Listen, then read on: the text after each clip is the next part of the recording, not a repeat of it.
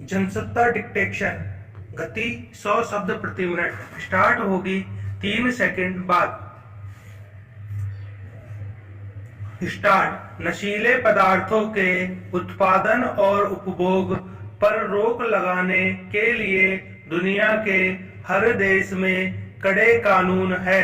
नशीले पदार्थों की खरीद बिक्री पर नजर रखने के लिए मादक पदार्थ नियंत्रण ब्यूरो है, मगर हकीकत यह है कि ऐसे पदार्थों पर रोक लगाना तो दिनों दिन इनकी खपत और कारोबार बढ़ते जा रहे हैं। चिंता की बात है कि अब नशीले पदार्थों की खरीद बिक्री के लिए इंटरनेट का धड़ल्ले से उपयोग हो रहा है।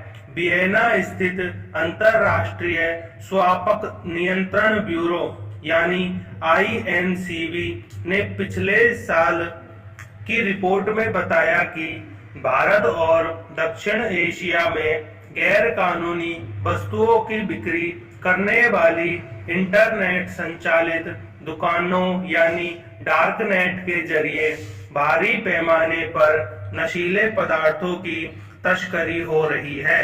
इसमें सोशल मीडिया का भी उपयोग किया जा रहा है।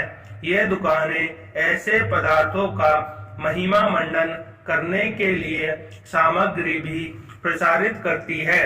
रिपोर्ट में कहा गया है कि दवा की शक्ल में भी इन पदार्थों की बिक्री की जाती है। INCB ने ऐसी कुछ दुकानों को चिन्हित कर उनकी सूची भी जारी की है।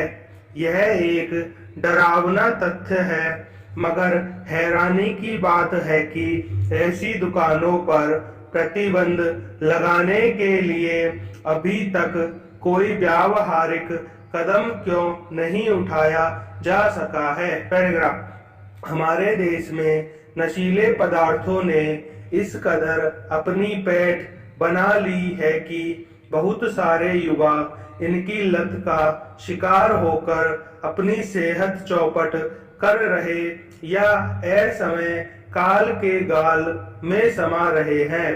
पंजाब में नशीले पदार्थों के दुष्प्रभाव की भयावह तस्वीरें किसी से छिपी नहीं है। अब अमीर और संभ्रांत वर्ग के जलसों में ऐसे नशीले पदार्थों का सेवन फैशन सा बनता जा रहा है, बल्कि कई जगह तो विशेष रूप से ऐसे पदार्थों के सेवन के लिए ही चोरी छिपे दावतें दी जाती है। नारकोटिक्स ब्यूरो कहीं कहीं कुछ लोगों की धरपकड़ कर कभी कभार नशे के कारोबार पर अपनी सख्ती जाहिर करता है, पर हकीकत यही है कि इस कारोबार के मुख्य स्रोत तक उसकी पहुंच नहीं बन पाती।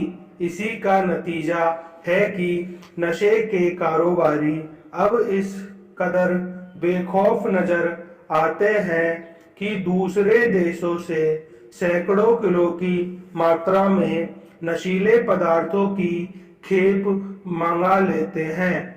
गुजरात के एक बंदरगाह और दूसरी कई जगहों पर भारी मात्रा में पकड़े गए नशीले पदार्थ इसके प्रमाण हैं।